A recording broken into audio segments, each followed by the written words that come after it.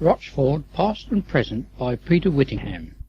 Rochford Market Square has seen many changes and also many spectacles over the years. In 1555, John Simpson was burnt at the stake for his religious beliefs. One must remember that Rochford was just a small hamlet in the great forest of Essex. In 1750, Rochford had 180 dwelling houses and a population of 1,228. It is recorded at this time that in the town there were 2 public ovens, 70 private ovens, 60 oxen, 16 wagons, 22 carts, 71 heavy horses, 22 riding horses, 754 sheep and goats, 150 pigs. Rochford parish at this time was 1,867 acres. As you see, the town has grown very much over the last 400 years. In 1700, a well was dug in the market square, which had a wooden frame pump, but after many years of hard work, a new pump was cast by Joseph Whittingham. This building got into a very bad state of repair and was demolished in 1861. The bell from the wool house is in Priory Priory Museum. In the distance we can hear a post horn sounding. Get ready, we are coming. Get ready, we are coming. And this is the sound of the post horn as the coach approached Rochford and would draw up outside the King's Head Inn, a meeting place for London-bound passengers. The horse-drawn coach started from the Blue Boar at Prittle, full gallop to the King's Head, a change of horses and off again, down West Street, turn right into Ashington Road, left into Armwell Lane to the Bull at Hockley. A change of horses would take place every 4 to 5 miles all the way to London. The fare, 8 shillings inside, or 40 pence new money, outside 4 shillings or 20 pence. Connaught House on the west side of the square was built in 1769. Many years ago this was covered in ivy with iron railings along the front. The railings were cut off at the outbreak of the Second World War in aid of the munition drive. You can still see small pieces left in the concrete surround. On the north side of the square was gutted by fire in 1884, which started in the paraffin store of Ashby's, the ironmongers. So this side has been rebuilt and altered over the last 100 years. Another spectacle which took place in the square was when a large bonfire was lit to celebrate the release of Mafeking after 235 days' siege. It got rather boisterous when some boys were sent to the gasworks to purchase several barrels of tar, which were rolled into the fire. When the wooden barrels burned through, the tar came out as a fiery mass and ran down West Street. A hasty dam had to be erected to stop this mass from going into the Marlborough Head Inn. Nobody was injured or buildings damaged. In 1901, a horse drinking trough was erected in the square to mark Edward VII's coronation. The ironwork which supported the gas lamp at the top was made by Whittingham's foundry. This was removed in 1953 to make way for a bus shelter. Just before we leave the square, a little history about the banking in Rochford. The first bank was called the Rochford Hundred and Billericay Bank, run by the Harvey family. This failed in business and was taken over by Messrs. Muse as commission bankers until 1823, when W. Jackson took over, followed by J. Giles in 1853. Then it came known as Sparrow, Round, Green and Tufnell Bankers. Business was conducted by Edward Trotter Jackson. Trotter Jackson was master to the Rochford pack of hounds. I mentioned the wool house in the square as a meeting place. Farmers also used this to sell their seeds and produce.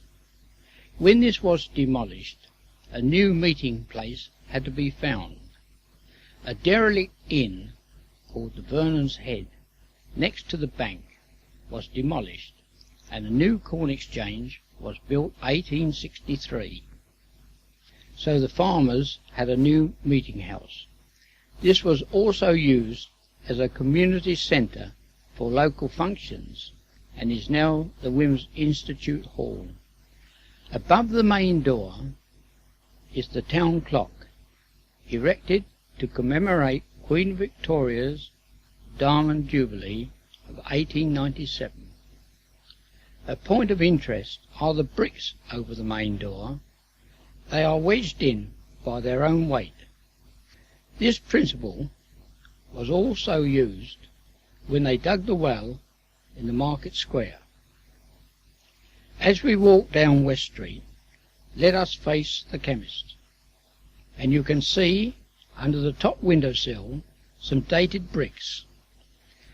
WG 1862, WJB 1862, ATH 1862, 1111 1862.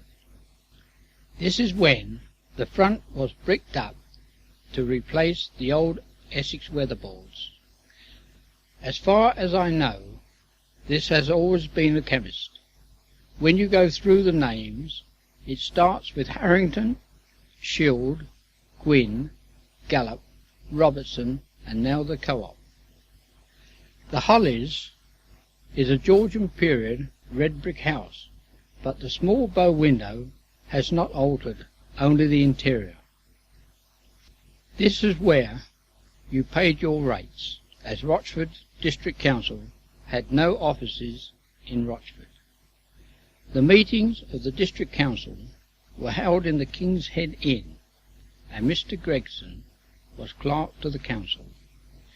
He also had an office in Clarence Road, Southend, which was the council offices of the Southend Borough Council. My father's first petrol licence, the store petrol, dated 1906, is issued from Clarence Road, Southend, and signed by Mr. Gregson. Mr. Carter Wood and his son Stanley ran the rates office. Let us look over the road to where Mrs. Dines lives. On the left side of the building are some uneven bricks. This is where you would have posted your letters over 100 years ago.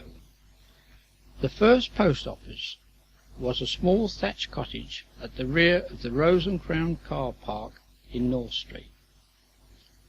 It then moved to West Street, to where Mrs. Dines is, about 1860.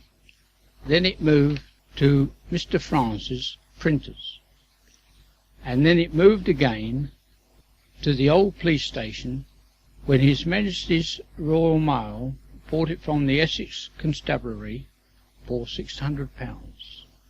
Stamps did not come into operation until 1832. I have a Rochford penny post letter. That is what it would cost to send a letter by coach to anywhere over 150 years ago. I mentioned Francis the printers, who had steam-operated presses, and what a wonderful printing jobs they did. As a small boy, my father would take me to see the presses working. My father, I know, used to make up parts for Mr. Francis. The parts were not easily obtainable. Now we are at the Marlborough Head Inn, built about 1500. This has had many facelifts over the years, inside and out. One of the stories is that at the end of harvest, local farmers would meet and a broody hen would be put on a clutch of eggs, that is 13, drinking, feasting, dancing with the wenches until the first chick was hatched out, and what a merry time they must have had. Next door was the barrack block. At one time this was used to house the Duke of Wellington's volunteers. Their main duty was to stop smuggling and prepared to stop any invaders to the rivers Roch and Crouch. James Banyard, founder of the Peculiar People, was born in this house. At the lower end of this block, this used to get flooded. Had Bradley Way come earlier, this building may have been saved when the brook was diverted to a new course. On the other side of the road was a small mill house where Mr. Arthur Topsfield, the blacksmith, lived. He also had the blacksmith shop. Both he and his son Jack were here for many years. Mr. Topsfield took over the blacksmith shop from my great-uncles John and Walter Whittingham. The blacksmith shop faced west on the corner of Union Lane. On the left-hand side of the blacksmith shop there used to be a row of cottages called Smith's Cottages. These were pulled down many years ago. The gates at the end of Union Lane is the entrance to the Rochford Union. This was built in 1837 to house the poor and destitute people of the Rochford Hundred. It cost £5,000 to build, but before it was completed, a further £1,000 was required. It could accommodate some 300 to 400 inmates, both men and women. It was taken over by the Southend Borough Council, and then it became the Southend Municipal Hospital. Where the garage and petrol station is, this used to be Whittingham's arm foundry, coach and wagon works. A farm wagon, complete with hay racks, ropes, shafts, centre pole, whipple trees and chains, cost between £110 to £135. These would be built to farmers' requirements. They also made 3 sizes of brakes. A brake was used as a bus to convey people on outings and short journeys. Whittingham's also made dog carts, traps and also gigs. I have received a letter from a gentleman down in Dorset who has now purchased a spindleback gig made by Whittingham's in 1895. There are many manhole covers in Southend which were purchased by the corporation when the drains were being laid in Southend, and these were cast in the yarn foundry. Next door to the coach works on the left-hand side were vine cottages with grapes growing under a glass veranda. Then came a small gap which led to Lavender Square. There were cottages here, but they have been pulled down to make way for the new houses. Then came Lavender House. This is where the master and matron of the Rochford Union lived. The doctor's house still stands and is now called Walker House.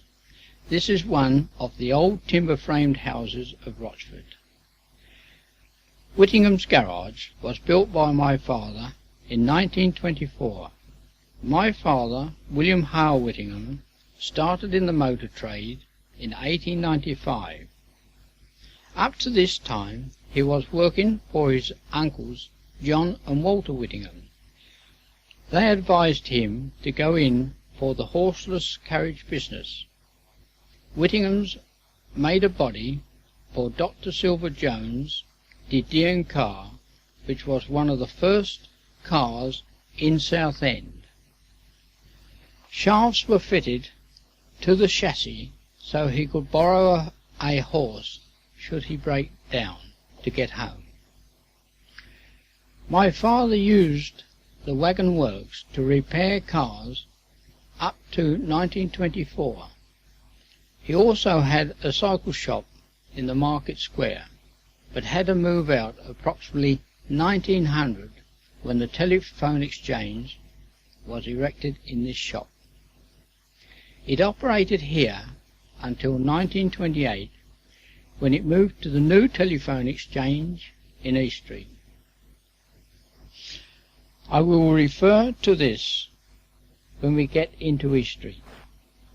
The almshouses were built by Lord Rich in 1566 to house people of good character and who had worked in Rochford parish. In the old days, the tenants of these cottages had coal, food and gifts given to them by the local inhabitants. A board of governors still look after the well-being of the tenants. This is West Street as we know it today. It has had several names. Before the Hall Road Bridge was built in 1777, it was called the Causeway, and when the railway came in 1888, it was called Station Road. Then it changed to Church Street. Up to a few years ago, the postman on his rounds delivered his letters in West Street as far as the Marlborough Head, and Church Street to the new house on the golf links. The pillar box outside Whittingham's garage was known as the Church Street box. This was on the inside of the door and was taken away when the bypass was planned. Before we turn right into Ashenden Road, we must cast our minds back to where there was no railway bridge or embankment, and we would see Rochford Hall and St Andrew's Church in all its splendour. The hall has been the manor seat for many noble families going back to the 1500s. There is also much history attached to the hall and church, far too much for me to recall on this tape. There are many interesting books about Rochford Hall and the people who lived there. Next to the almshouses is the National Schoolroom and House. This was built in 1840 and was run by John and Phoebe Popplewell, who taught boys and girls until 1873. John died and his wife Phoebe carried on. John and his wife received the sum of £46 per annum for their services. The new school and house was built in 1887. Ansel Culling took over as headmaster. It was enlarged again in 1896 and again in 1900. A new secondary school was built in 1937 at Roach Way. Rochford School now caters for only the infants and juniors. The school has seen quite a lot of changes since I went there. I can recall my first days at school when I was in the National Schoolroom, and my first teacher was Maid Topsfield, the local blacksmith's daughter. I also remember how we had to write our names in a small tray of silver sand and a wooden meat skewer as a pencil. As we walk on, Armwell Lane is on our left. If we listen carefully, we may hear the post horn from the London-bound coach sending out a warning as it joins the Ashenden Road on its way to the King's Head.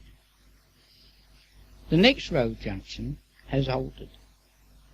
This was called Potts Lane. There used to be a pair of cottages facing west, which were in the middle of the entrance to Potts Lane.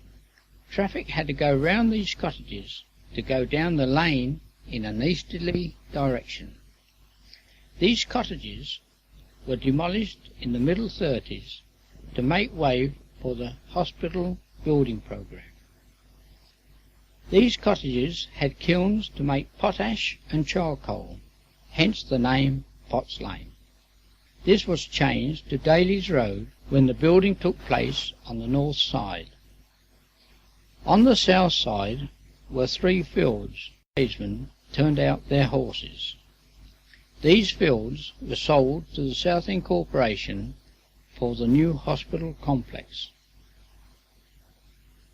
At the end of Potts Lane, if we turn left, this unmade track would have taken you up to the Romney Marsh and bobbing ponds.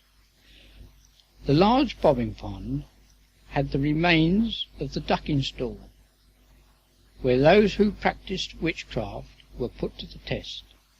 Captain Harriot of Broom Hill's Great Stanbridge, magistrate in the 1750s, put a Mr. and Mrs. Hart, who was suspected of carrying out witchcraft, to the test by water. They lived in a thatched cottage in East Street. So far in my research it does not say what happened to them. As we walk on, the White Horse Inn is on our left. A little further on is the Wesleyan Chapel. This dates back to 1881. Mr. J. G. Baxter was a great benefactor when this chapel was built. I can remember the footpath by the side of the church that ran across the 3 fields I mentioned earlier, and you would come out by the school in Ashenden Road. As we join Weir Pond Road and North Street, I would like to point out the old firehouse, which is just on the left-hand side in North Street. The low shed on the right of the house was where the fire cart was housed. This was pulled by 4 men and many helpers. I can see Fireman Shed running behind the fire cart, ringing his handbell, shouting, "Fire! Fire!" This was followed usually by a gang of small boys. Across the road was a blacksmith shop. My father told me Elizabeth Whittingham worked this smithy for several years and sold out to Mr. Bacon Sr. His son Hubert carried on this business until he retired. Unfortunately, this smithy has been destroyed by fire. Now we are in Weir Pond Road. Where the timber yard is, there was a building called the Customs House. This housed customs officers under the command of John Harriot. These officers would enforce the law against smuggling on the rivers Roach and Crouch. John Harriot was the founder member of the Essex River Police Force. At the rear of Customs House was the maltings yard. This was run by Lucas Brewery of Southend. In latter years, Cramphorn seed merchants used this as a store, and another part was used by Mr. Bedford as a car-breaker's yard. The only store shed is on the front between Reeves and W.T. Nash.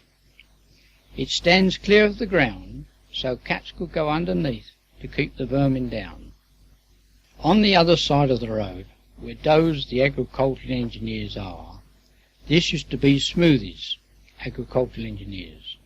They repaired steam traction engines, road rollers, and portable steam engines. These were pulled by 2 horses. I spent many hours watching the engineers repairing the engines.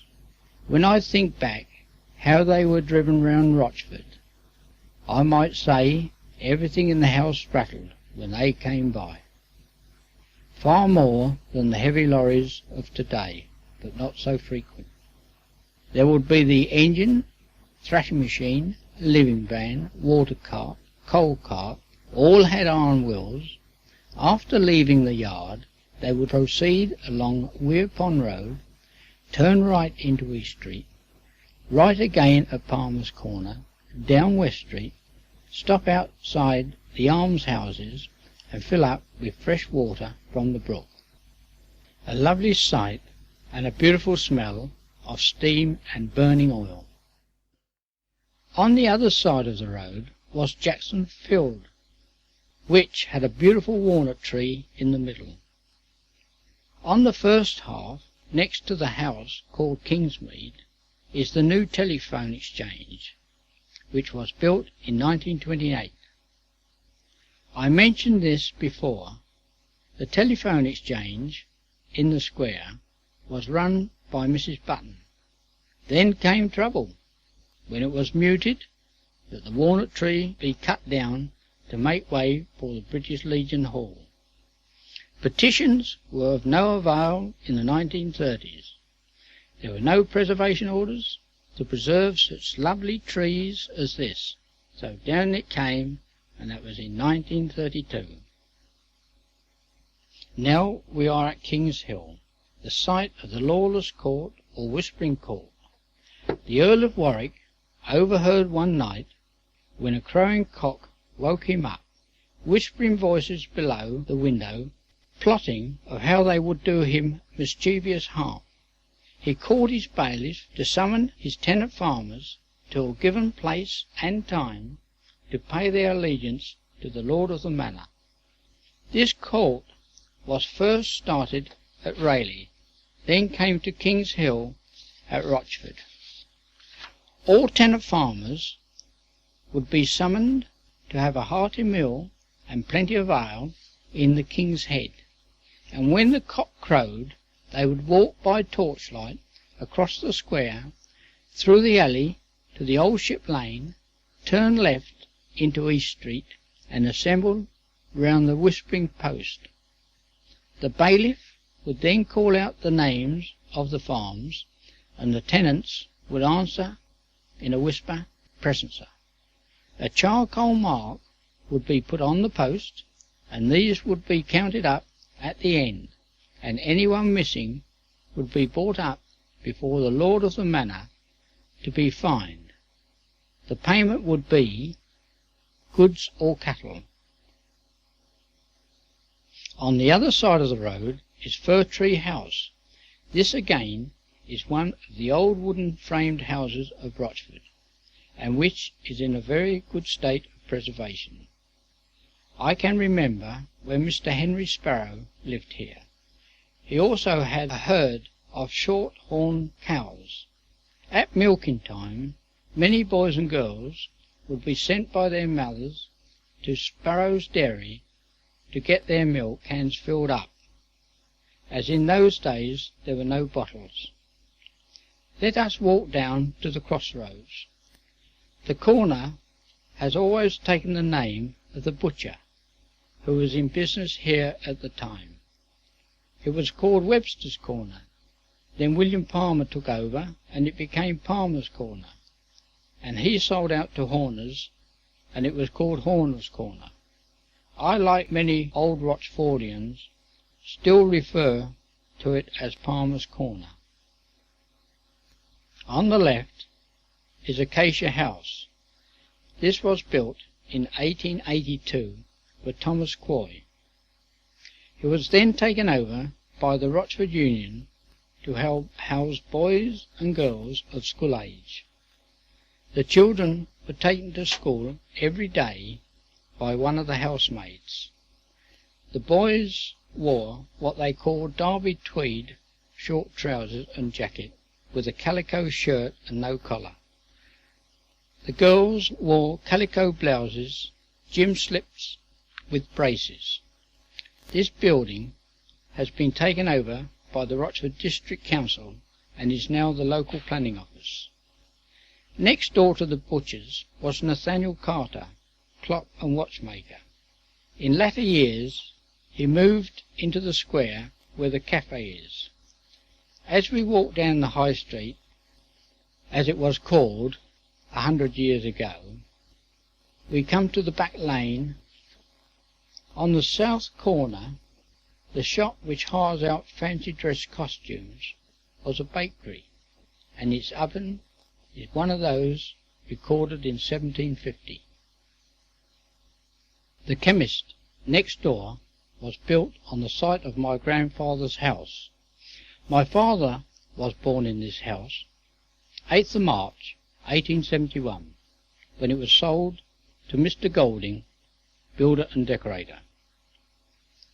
A manhole cover bearing his name is in the passage between the King's Head and Barclays Bank, and was cast in Whittingham's foundry. As we face the other side of the road, great changes have taken place since the Rochford District Council acquired these properties and turned them into offices. Let us walk down to the old house, or known as 17 South Street. This is a wooden framed house, and has, I may say, been completely restored, a credit to the Rochford District Council. John Shea was born in this house in 1450, and in his teens he was apprentice to his uncle Edmund in the goldsmith trade, and in 1493 he was appointed engraver to the Royal Mint. On the other side of the road is the Rochford Courthouse. This was built in 1859. Before the courthouse was built, courts were held in the King's Head, and when Southend Council built the courthouse in Alexandra Street, the Rochford Petty Sessions were transferred to Southend, and then the Rochford District Council took over the courthouse and used it as offices until 1974. Then it was sold to the Rochford Lodge of Freemasons. As we look further down the High Street, the police station is on our left. This is the new police station, built in 1914. As we retrace our steps back into North Street, on our left, starting at the shoe shop and going as far as the post office, before these shops were built, there was a row of parish cottages for destitute families. It cost the Rochford Parish Council £14 per annum to keep families in these cottages. The post office was the police station until 1914, when the Essex Constabulary sold it to the Royal Mail. On the other side of the road is the old ship, which dates back to the 1600s. Thomas Fairhead and Henry Gillett were hanged in Molsham Gaol, Chelmsford, in 1820 for sheep stealing. Fairhead had a butcher's stall in the old shipyard. Where the pet shop is, this was the Prince of Wales alehouse and butcher shop. Over 100 years ago, there were 10 alehouses in Rochford, and even today there are 6. The lane beside the post office is Bishop's Lane. Some 25 yards down on the right-hand side, there used to be the old candlemaker's shop. This was really sooty and black building. On the opposite side was the shed where Rochford's first motorised fire engine was kept. It was a 1924 bull-nosed Morris, which was purchased with the help of local tradespeople for about £10. The firemen, being tradesmen in their own right, built a new body and ladder rack, and the bell was from HMS Canterbury. It was a sad day when Rochford's cherished fire engine went for scrap in 1938, when the new fire station was built at Salt Bridge and a new engine and pump were put into commission. Great celebration and bun fight was held or as we know it today as Freight House, when the Great Eastern Railway came to Rochford in 1889. A train took passengers from Rochford to Hockley and back. South side of the goods shed was the pumping station, which used to pump water from Rochford to Hockley and Rayleigh and down to Prittlewell and Southend. It used to draw the water from the reservoir. The reservoir was man-made. The Great Eastern Railway Authority hired water diviners to search the area which would maintain water for a reservoir to be built, and these diviners all came back to the same spot and said if you dug here, the water table being high, then you would have less loss of water than anywhere else.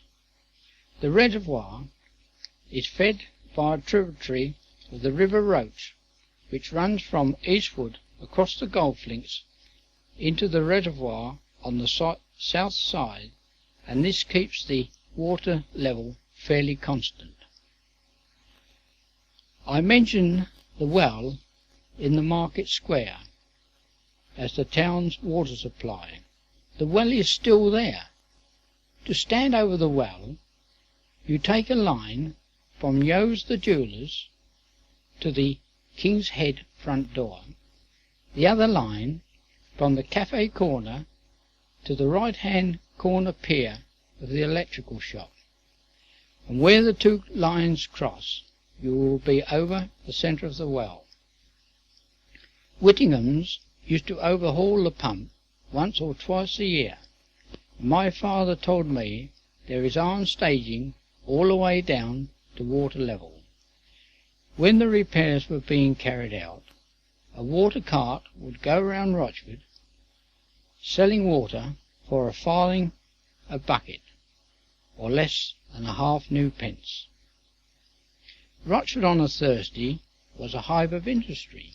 Starting early in the morning, the hurdles would be put up in the square, and also the railings in front of the shops. Then the cattle carts would come in, bringing livestock to be sold. The pigs and sheep would be put into the hurdle pens, and the cows and bullocks would be tied up to the railings in front of the shops. Then about 1 o'clock the auctioneer's bell would ring, and everybody would gather round the auctioneer's ring on the north-west corner of the square. The first bullock or cow would come in, and the drovers would shout out, "Bull calf, sir, or a maiden heifer." A nod of the head, a twitch of the finger, and the auction knew that these were bids. There was the usual call out 3 times. Then the auctioneer would slap his book and shout out the name of the buyer. We used to have sheep sales in the square once a year, when the whole of the square would be nothing else but sheep, and what a spectacle this was. Hundreds of sheep all penned up, with just a small gap between the hurdles for the auctioneer to get through, so he could sell the pens of sheep. Let us walk through the passage between the King's Head and Barclay's Bank, and we just cross over the manhole cover which I mentioned before, belonging to the Goldings. As we go into the King's Head yard, this is where the sale of fur and feather used to take place. That is, rabbits, chickens, geese and ducks. These used to be auctioned off. You could buy a score of eggs, that is 20, for 6pence, or in today's money 2.5 new pence. There will be hundreds of chickens to be sold, geese and ducks and rabbits, and sometimes there would be 1 or 2 goats in there. So on a Thursday, Rochford was a real hive of industry. The blacksmiths were busy shoeing the horses. There used to be 2 blacksmiths' shops, going as hard as they could, shoeing the farmers' horses, ready for them to take back after the market had finished. Then, in the autumn, The Essex Union Hunt assembled in the square with a full pack of hounds. There would be 15 couples, that is 30, hounds all running round the square. A stirrup cup would be brought out from the King's Head, a warming drink before they set off, and they would return late afternoon about 4 p.m, just before the sun went down, and they used to have a good day out. There was a character named Frizzles, who would go before the hunt and lay a track to where the foxes were, and this man was quite a character. He really knew the countryside. A picture of Frizzles is in the Anchor Inn at Canewton, and was painted by the late Billy Fincher, a local Prudential insurance agent. There was a racecourse in Rochford. This was situated on the Ashton Road. This faced east from the Ashton Road, where the council bungalows are. They are the ones which are set back some 15 to 20 yards from the road. On this site was where the grandstand used to be. We had race meetings held here from 1928 until about 1934, and they were quite a spectacle too. Special trains were laid on for the punters. I looked forward to race days, when we used to go to the cattle pen and see the horses being unloaded. Sometimes the stable boys could not stop the horses from frisking about, and they used to get out of control, and local boys were always ready with their bikes to follow a runaway horse and collect a copper or two for reporting its whereabouts. The racecourse was also used as an aerodrome until 1936, when it moved to Warner's Bridge site. This was an aerodrome in the 1914 war, and had to be reverted back to farmland. At Rochford we used to have some lively flying displays. Sir Alan Cobham used to come with his flying circus. I can still see the old biplanes bursting balloons that were tied to a cane with the tips of their wings. As you look over Warner's Bridge, you can see the dome roof of the first hangar that was built in 1936. In 1935, a Flying Flea Club was formed. The field they used is at the bottom of Heidelwood Lane and Canewton Lower Road. These little planes were manufactured in kit form, and others were made by their owners. Some of them used Douglas motorcycle engines as a power unit, and others used Austin 7 engines. These little planes, one would say, were the forerunner of the microlight plane of today. The Essex Beagles used to come to Rochford and meet in the market square. You had to be young and fit to run with the Beagles. The route, as far as I can remember, was leave the square, up East Street to Meason's Chase, now Doggett's. Run the field on the right, across Little Stanbridge Hall Lane, across the road at Stanbridge School, and run in a northerly direction towards the Shepperton Dog. Bear left and head for Lambton Hall, where there would be a quick muster of the couples and see how many beagles were lost, and wait for the strays. Then head back in a westerly direction towards Canewton Hall, Atton Hall, Ashington Hall, and back across the fields in an easterly direction to Doggett's. And we would have had a good run out. It cost you nothing, only some bread and cheese under your cap. It was a lovely sound to hear the tally-ho and the hounds barking, and away you would go. And when you came home, you were tired and weary, but had a lovely day out in the fresh air. I forgot, when we were in North Street, the old cannon piece, which is on the right-hand corner of the post office. This was put there to protect the corner of the building from the cart hubs when they turned into Bishop's Lane. There used to be another one on the corner in the old Ship Lane to protect the wooden cottages that stood on the new ship car park. There are many things one can remember, like the organ grinder that used to come round on a Thursday with his little monkey dancing about, and on a Saturday the muffin man used to come round ringing his handbells, shouting muffins and crumpets. And also on a Saturday Mr. Going used to come round with his basket of cockles and winkles and shrimps on his head. I haven't mentioned the Congregational Church that is situated in North Street. A new book has been written giving the complete history by Hazley McKinnell. I hope you have enjoyed listening to this tape of Rochford, past and present. It has given me great pleasure to record this, and maybe in the future I will do another Rochford, past and present.